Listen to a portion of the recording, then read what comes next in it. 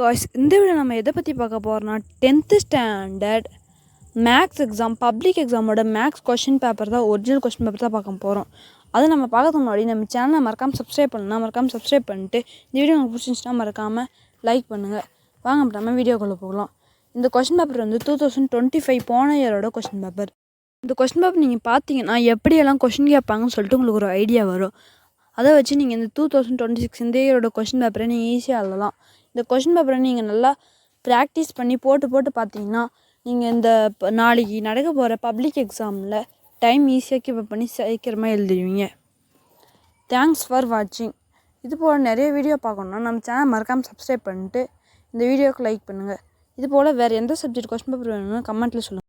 நம்ம யூடியூப் சேனல்ல லாஸ்ட் பார்க்க போறோம் 10th standard long video exam நாளைக்கு மறக்காம போய் பாருங்க. அதோட ஃபுல் இம்பார்ட்டன்ட் क्वेश्चन பண்ற அளவு 2 மார்க் 3 மார்க் 5 மார்க் 8 மார்க் படிச்சாலே கன்ஃபார்ம் இந்த எல்லாத்தோட இம்பார்ட்டன்ட் क्वेश्चन. அது மட்டும் இல்லாம நம்ம யூடியூப் சேனல்ல பார்க்குற 99% பீப்புள் சப்ஸ்கிரைப் பண்றதுல மறக்காம சப்ஸ்கிரைப் பண்ணுங்க. தேங்க்ஸ்.